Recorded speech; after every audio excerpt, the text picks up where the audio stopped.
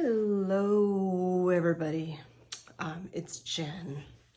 It is the day after Runway, and I still haven't washed my hair. I had two women double fisting.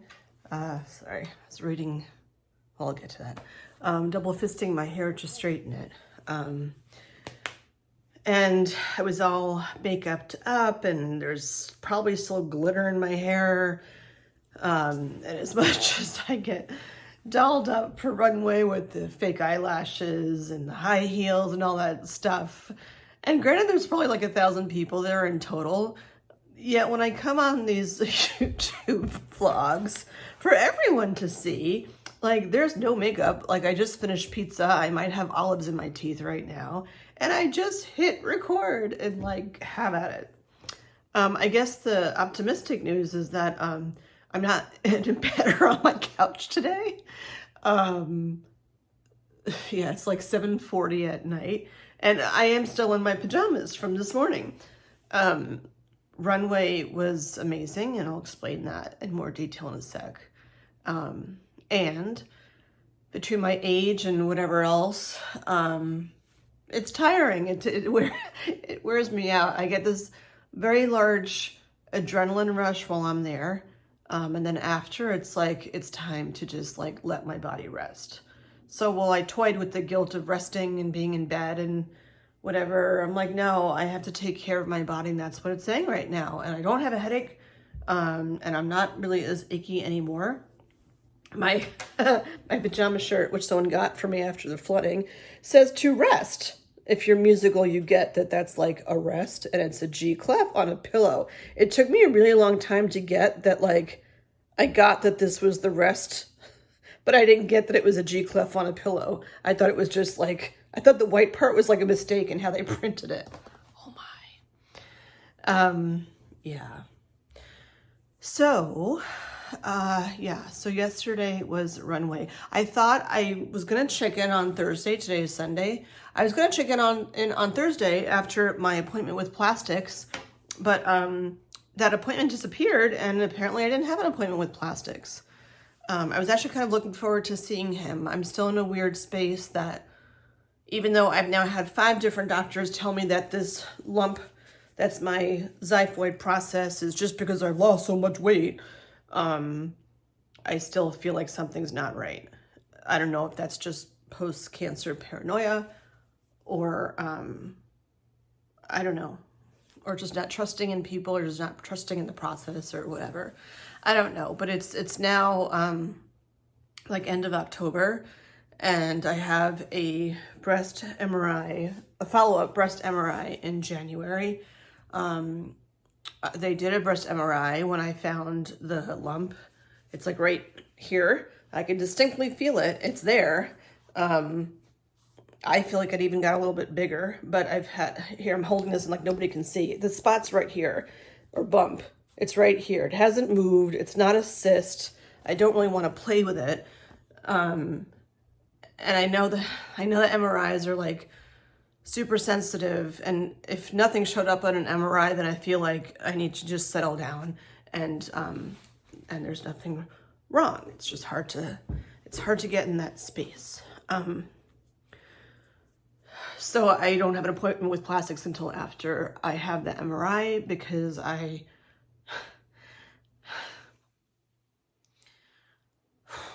Runway always makes me emotional. It's so exhilarating, and it's such a great cause, and it makes me sad and hopeful and happy at the same time. There's so many emotions that are going on. One that's in my headspace that I don't think I've vlogged since. One of the women that I walked with in 2022, I think in 2022, definitely last year in 2023, she had invasive ductal carcinoma as her original diagnosis, and then I think it was 2 years later, became metastatic, and it had spread, so it was stage 4. The average life expectancy for a stage 4 diagnosis is 3 to 5 years, and she passed away on Tuesday. She was 40. And it's just, since my mom passed, which was in June if you're just tuning in, and now it's October, I still haven't, I'm processing that with friends and people and therapy and death doula. Death doulas are a thing. I wasn't even aware, and I'm blessed that I know one. I'm having a hard time processing A, losing my mom, and B, just the process of death as a whole. I believe in God. I believe in heaven. You know, I picture the pearly gates and the line waiting to go in, and like, you know, Jesus saying, "You're good, come on in." But I went on that trip to Santa Fe shortly after my mom passed. I had that trip planned for a while. And when you're literally on a plane in the sky, and like people look up, like you're looking up at heaven when you're on the ground, and then when you're in the sky and you're in the plane in the sky, and you're like, okay, so where's heaven? Is it the flat clouds and not the fluffy clouds? Is it, you know, another, I'm not sciencey, another like layer above where I am? But then that would be outer space, and that's like way too sciencey to mix with heaven. I don't consider heaven as being like the black abyss of space. So like, where is it? Where is heaven? And I'm reading this book that my mom, it was in a box that my mom had with like stories of it and stuff. And it's just, I don't know. I mean, my mom, it's one thing when someone dies of natural causes, not that it makes it any less sad or whatever, but this woman that passed, she was 40, and that's so young, and she lived longer than the 3 to 5 year average. And there are people that walk in Runway that have been metastatic or have metastatic breast cancer, MBC, for a long time. It just makes me sad. It makes me like a 5-year-old that like is just not fair. And while I wasn't super close with her, like her story and just like her demeanor is just so uplifting and caring and loving. And you just, when you're around her, I just felt warmth. Like I feed off people's vibes and their energy. And there was just always such a warm energy whenever I was like in space with her. And I was talking to her at a meetup or something for Runway. And it's just weird to like have a conversation with someone and then like shortly after, like they're just not here anymore. And it makes me mad that cancer has been around for like so long, and like, why is there not a cure for it yet? You know, COVID comes around and it's like so foreign to everyone. And then like, shabam, we have vaccines and whatever, you know, they're not 100%, nothing's 100%.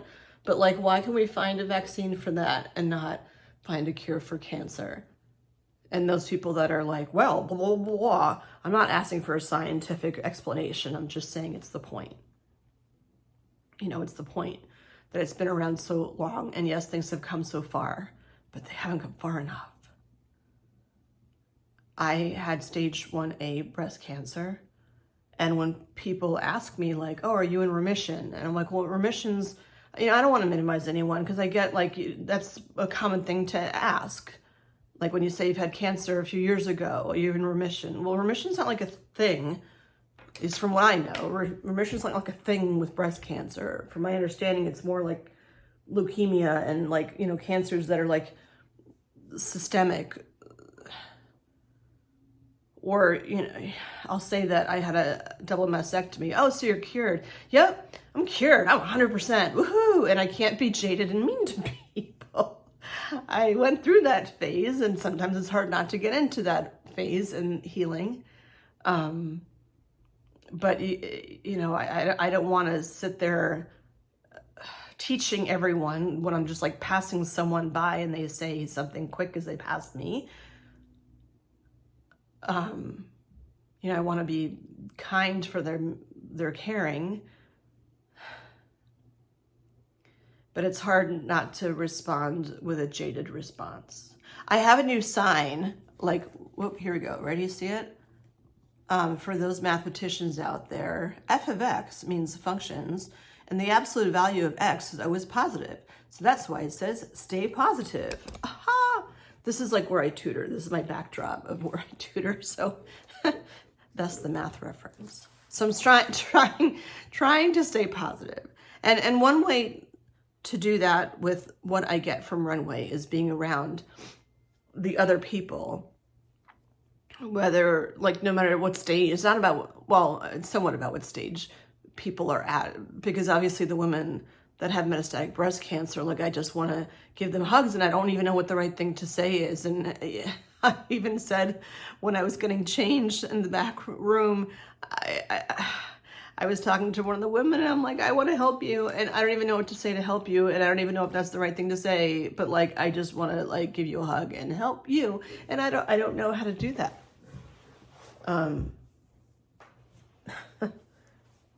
Anyhow, so Runway. I walked as an alumni model this year. I walked in 2022 and 2023. And this year as an alumni model, I thought that we couldn't walk with anybody else. Like, I walked with my kids last year. But I kind of wanted to walk on my own this year, just kind of symbolically of not being on my own. Well, I mean, I am on my own, but like, at the end of the day, regardless of the support that you have from people, you know, it is you and your body facing all of this stuff. And it's a roller coaster of things with Runway, because the Runway event itself is just, you know, there's moments of sadness, like in the beginning when we do a rehearsal and they start showing some video of things, and they start showing a video of Hannah, and it's sad because it's like she just passed on Tuesday and here we are Friday and she's not here, and it's just it's weird and it's heartbreaking. And this is what stage 4 cancer is. And then you look at the people sitting around you, and this year in particular, the woman who was sitting on the right to my left, or directly on my left, was the one who introduced me to Runway in the first place. And then 2 seats from her was someone that has walked, I believe, twice. Like, both times I walked, she had walked as well. And she's been on quite a journey. And I see her as being this powerhouse.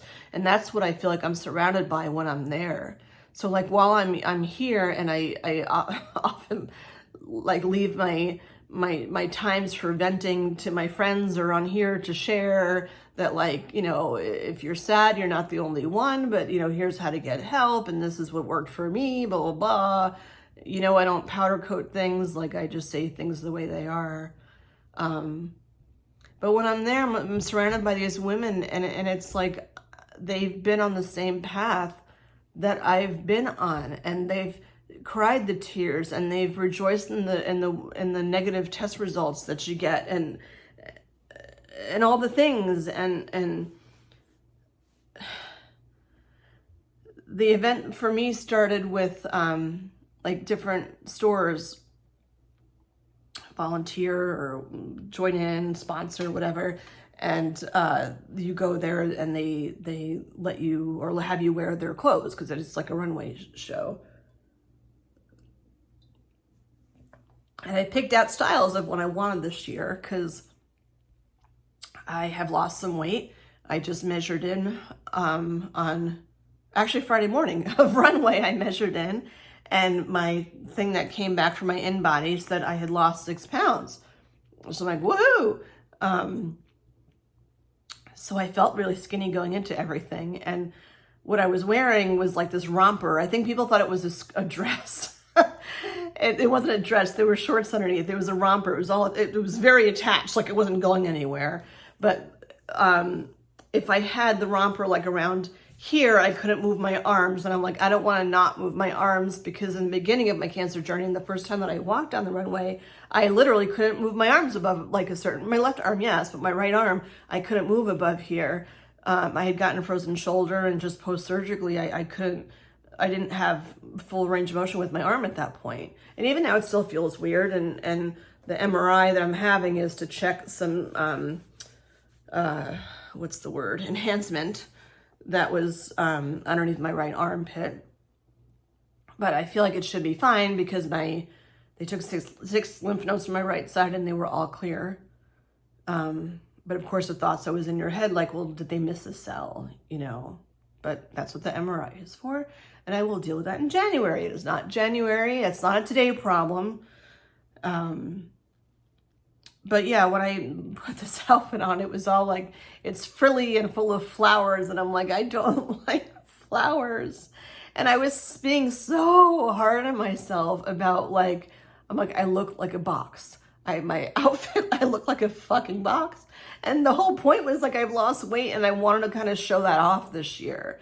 The dress I picked out myself, which I thought was like, it was like a dark navy color, and it was the kind of low cut. I mean, not to the point you could see my scars, but probably the most low cut thing I've worn out in public since all this stuff happened.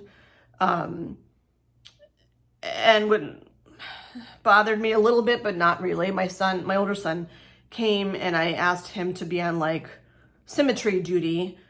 I said to him, if you notice that my V starts shifting, can you just, like, nudge me or tell me so I can shift it back over? I need to have another reconstruction revision on my right side. My shirts, again, are shifting over. I assume it's just a cosmetic thing. He just needs to go. I feel like that same thing is happening, where, like, when I lay on my back, apparently when I sit up, I can put my hand here and feel, like, my ribs, and then all of a sudden there's, like, an indent in, and that's not a great thing to feel. And I've been having some nerve pain too. So they said that that's a common thing with the dog ears, from the, like, my scars go straight across. So with the dog ears of the scars, that just happens, and then just do a quick, like, snip and some reshaping, and then I'll be fine. But I decided to wear the romper with one shoulder on and one shoulder off. I feel like it would have looked nicer if it had no shoulders, but I didn't have the confidence that when I went woohoo, that my top wouldn't fall down, and then everyone would be seeing stuff. So I had one shoulder on and one shoulder off. And it's funny, because I was being so hard on myself about what I looked like. When I walk down the runway and I see the videos that people took and pictures and stuff, I don't see all of that stuff. I see I see that the dress or the romper wasn't meant to be on only one shoulder, because that meant that my skirt was diagonal too, or the bottom part was diagonal, but it was very subtle. But all I saw really was leg. The whole thing was leg. It was a lot of leg.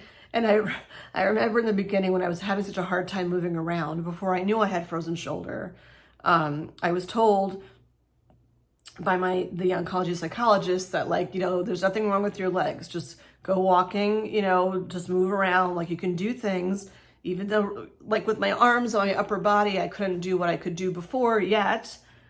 He kept saying, there's nothing wrong with your legs. So go and do, you know, do the walking and get some movement in. And, like, for me, this runway was like, there's nothing wrong with my legs.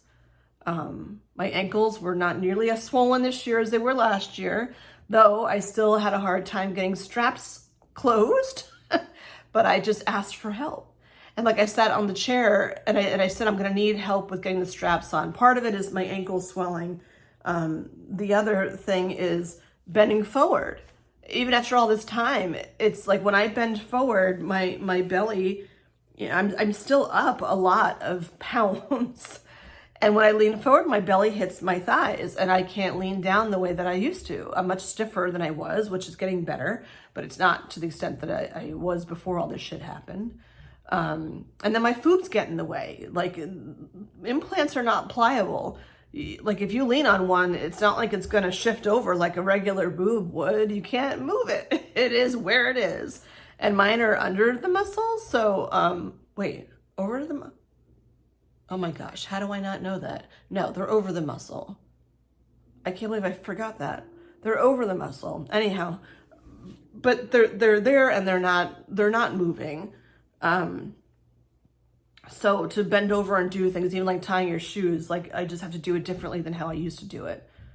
But when I was there, you're like on a time constraint to get changed and get back out there because you walk twice. And I had to ask people for help with my shoes. Which, whatever, I'm kind of used to asking for help. I'm independent and I don't want to have to always be independent. Oh my gosh, I have new neighbors upstairs and they're so fucking loud. I don't know if you can hear that or not, but like it sounds like they're cutting a fucking chicken upstairs. By chicken, I mean not the kind that's already like cooked, like an actual chicken. Like they're running around catching the chicken and then like cutting it up with like a fucking butcher knife. From 7 a.m. till 10 p.m. Anyhow. If you're watching and you're my neighbor upstairs, shh. Anyhow. Yeah, so when all is said and done, like it's like all that body shaming and stuff, I've been doing so much of that on here. And I look at myself in these pictures, and granted, like I deleted a lot of pictures that I wasn't as big a fan of. But I look and it's like the body shaming, like my body didn't look like what I thought it did. My face, yeah, I always carry my weight in my, if I gain weight, it's always like in my face. And my face just looks so different to me. Like I don't have a defined jawline, there's my New York. I don't have a defined jawline, and I've just been hard on myself about the whole weight thing. And I look around and I see these other women and I'm like, they look like women. And I am not at a place yet where I feel like I look like a woman. Some days, yes.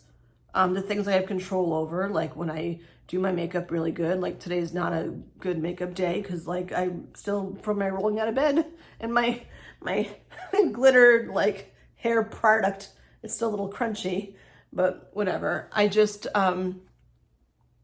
with my boobs, like when I look in the mirror, it's not even about the not having nipples thing. I just, I'm not, it's mostly like what I either was before or the stereotypical Barbie like silhouette, you know, like here are your boobs and then here's your stomach. And I don't even need my stomach to be like this, but like even here are your boobs and here are your stomach. For me, I still feel like my boobs stick out just as much as my stomach does. Sometimes my stomach sticks out more than my boobs do. And when I even think back to my regular boobs, granted, like I didn't really hyperanalyze them before I was diagnosed. But I remember how like, you know, they were getting kind of flat and saggy. Like I was getting older, these things happen. But I could always go out there and buy some like, you know, Wonder Bra or something and push those suckers up and make them do what I wanted them to do. There's no pushing up of these things. They are where they are. And then you get the people that are like, I'm being mean again, whatever. You get the people that are like, well, you'll never have to wear a bra ever again. Woohoo! Nope, I never have to wear a bra ever again. My boobs feel heavier than my actual boobs do. So if anything, I need to wear a bra more than what I had to wear before because they're so fucking heavy.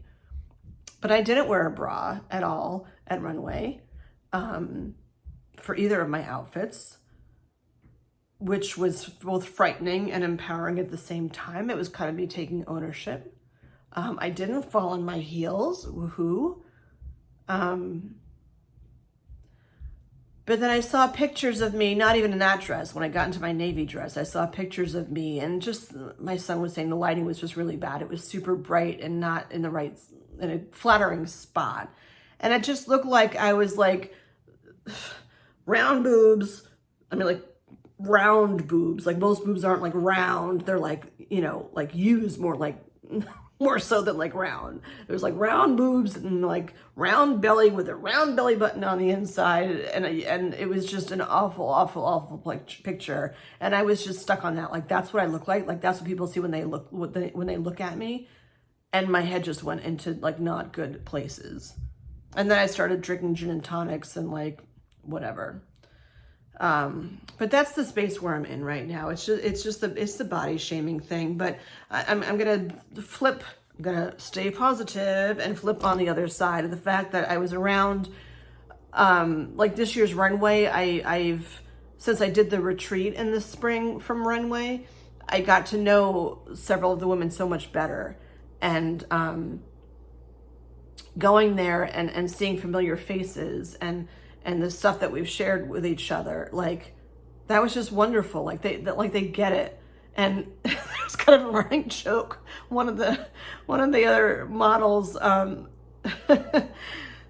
she went on the retreat, and I had walked with her, I know 1 year. I'm not sure if it was 2 or not. She was like right in behind me or something 1 year. And my son, I said like, oh, have you met, I'm not going to say people's names. Like, have you met my friend, blah, blah, blah. And, or the other way around, like, have you met my son? And, like half an hour later, I see her again. I'm like, oh, hi. I'm like, where's my son? Have you met my son? I must have said that like 10 times. And it wasn't because of the gin and tonics. I just truly was not remembering. And like, I'm not used to combining those worlds together.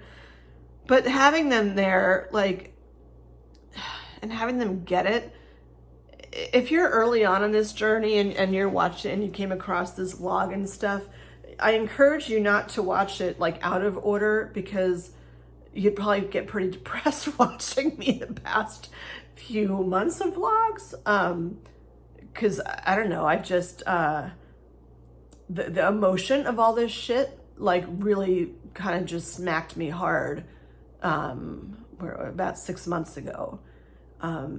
Part of that, well, a large part of that is coming off of the Lupron and facing a lot of withdrawal side effects from not being on the Lupron and the hormones and all of that. I did go to the gynecologist. I don't think I've vlogged after that. I did go to the gynecologist recently just for my annual. No, I think I did vlog, whatever. My tests were all negative. Even my pap was normal. And I had a colposcopy and that came back normal. And it just weirded me out. I'm like, what do you mean? Like everything's normal? It was just odd. Like I'm used to hearing something's up and then you go back and then they scare you and then, or the news is scary and then everything turns out fine. But it was just weird to have that one appointment and all those labs and stuff done and biopsies done and then they're all fine. And even when she felt around on my boob and this bump and all this stuff, and she's like, you're good. Like everything is good. Like you're healthy. And I'm like, no, I'm not. It is such a mind fuck. It is such a mind fuck, man. And like, I'm so grateful to what Runway does for these families that are impacted by stage 4 breast cancer. But for, you know, people like me that like, you know, had the surgery or had whatever and or kind of, you know, infusions have stopped. Like I'm officially, last year they said I was done with treatments because I had finished my Luprons right around the time of Runway, but this year, like I'm not even on those Meta infusions anymore. Like that last one was a few months ago. So I'm like really done. Well, I'm on the tamoxifen, but my gynecologist told me that if I've been off the Lupron officially for a year. So, and I haven't gotten a period now in 3 years. And she said if I make it to my birthday, which is coming up kind of soon, I'll have turned 53. And if I make it to that and still don't have my period, knock on wood, she'll declare me officially in menopause for the second time, because the Lupron pushed me into a chemical menopause. So I'm waiting for that day. So yeah, it's not all like done and over with when the surgery is done. Like there's parts, and they do when the models, the new models that are walking, they have like a Meet the Models thing on the Runway for Recovery website, which I think is just runwayforrecovery.org. And one woman, I wanted to meet her, but it's such an adrenaline like backstage that I couldn't even remember who it was that wrote it. She said something about how like the emotions of things don't pop in until years later. For her, it was like a few years too. And she's like, why all of a sudden now are the emotions hitting me? Like, shouldn't they have hit me before? And it's like, no, in the beginning, it's like appointments and blah, blah, blah, do all the things, keep up with everything and put this into place. And it's all all the to-dos. And then when things settle down and the number of to-dos decreases, which is a good thing, then it leaves your mind open to think. And thinking isn't always a great thing. Ignorance is bliss. Did you ever hear that?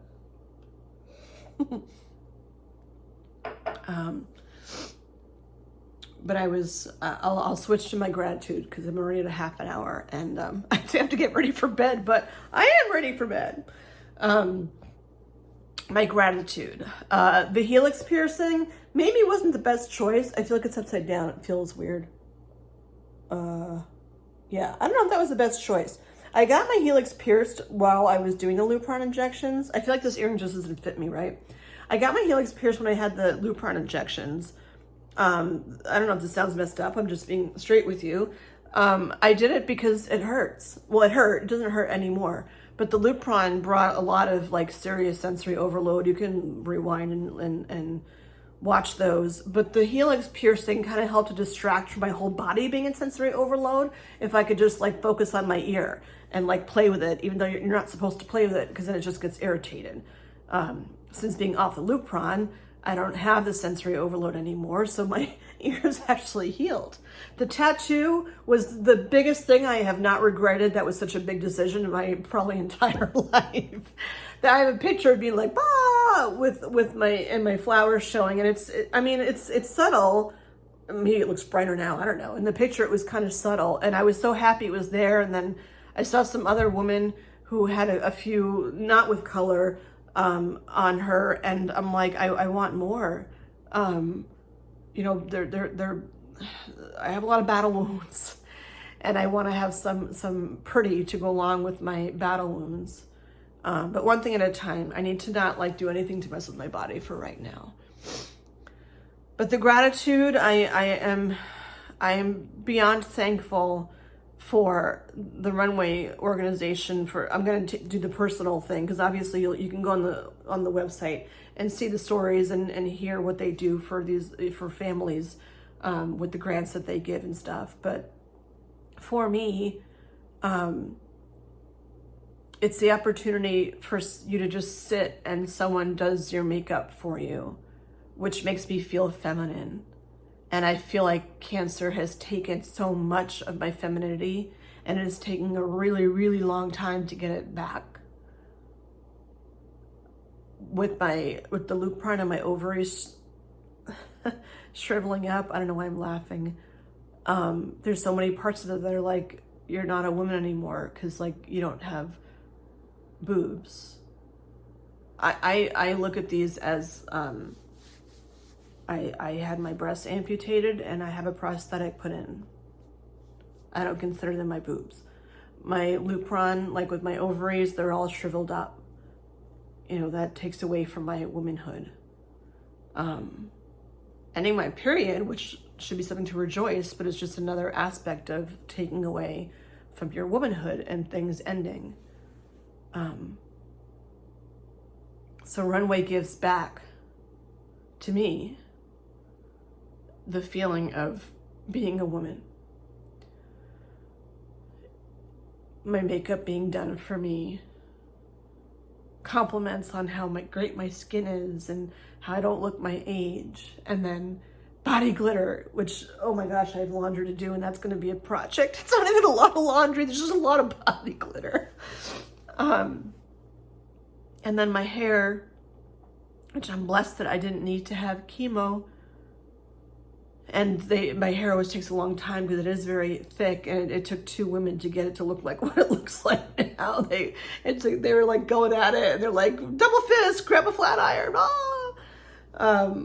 But she did such a nice job. It was so sleek. Everyone was like, oh, you look like Jessica Rabbit. I'm like, I want to look like Jessica Rabbit right now, but I don't have the ginormo cartoony boobs with the super skinny waistline. But whatever. If you think I look like Jessica Rabbit, that's what I'm going to go with. yeah, it's just that I didn't have to do those things. And I forgot my necklace at home, and I forgot my earrings at home, and there were other things that I forgot. And I'm like, you know what? I just need to put on my dress and get myself out there. And you walk out, and I'm not afraid to talk in public. I'm not. If anything, I thrive on like a room of 1,000 people. I could give a speech easily. Like, I need to get back into public speaking. I really do. I miss that. But when I walked out on the runway, I think Olivia was there. Honestly, I can't remember. I feel like she was there to help me with like my first, like, pose, because I wasn't sure what to do. It's just like she's got such a warmth about her that like she's got your back.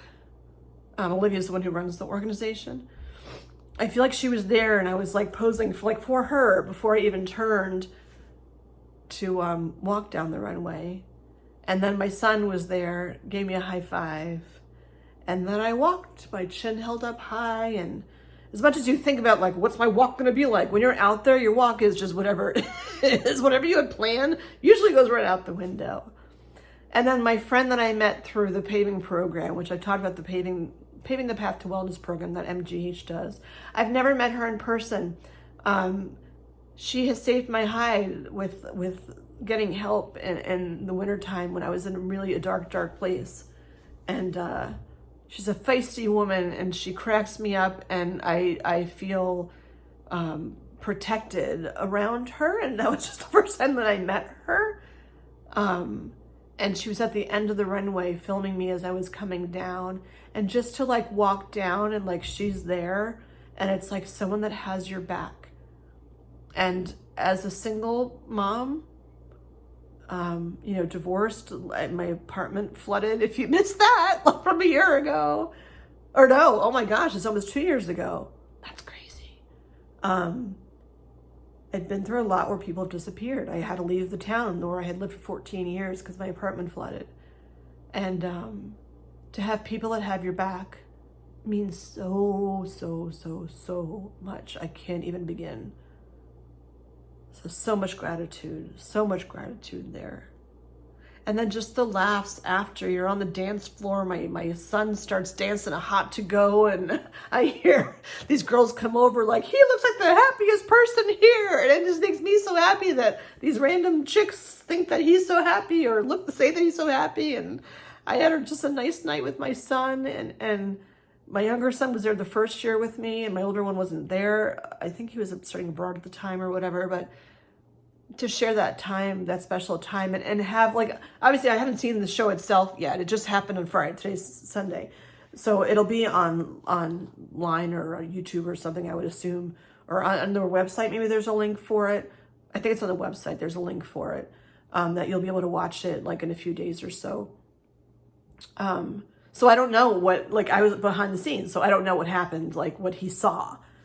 But whatever he saw, I think gave him such a different perspective on this whole thing of like, wow, like, you've been through all this. Because as much as I cry on here, I have a pretty damn good poker face in real life, especially when I'm around like my kids.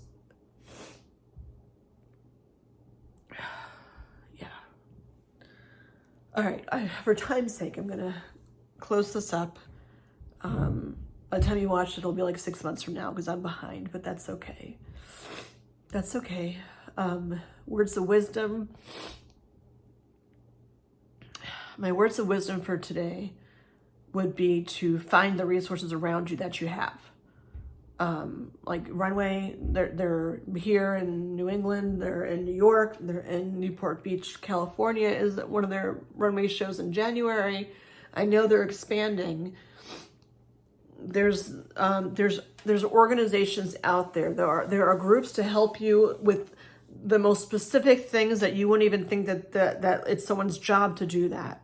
But like, there's a person, which I need to reach out, I think at this point, whose sole focus is to provide therapy about body image after breast cancer diagnosis, or just the surgery after a breast cancer diagnosis. Like that's a department, that's a thing. There's a thing about sexual health, feeling sexy and empowered with your body after, having to deal with breast cancer and boob amputation and all that stuff. There are people, you just have to look into stuff. There are online resources and there's stuff that's in person too. The Healing Garden, the American Cancer Society, those are groups I haven't reached out to yet, but I need to. Because it changes, it ebbs and flows as to what you need through this process. So know that those things are out there, and you have to be on your own timetable as to when you're ready for stuff. I wasn't ready to be around a bunch of women with breast cancer until probably about a year ago. I'm like, why would I want to be around that? And now, because of the supports that I have and the friendships that I've made, I'm not hard on myself for not having done it sooner, because I wasn't ready to be around that sooner. But it's such a gift. It's such a gift to be around people that have gone through things like you have. Even though no stories are the same, it's such a gift to have a community like that out there. So I will leave you at that. Yeah, hang in there. Hang in there. All right? Hang in there and stay positive. Till next time, peeps. Bye.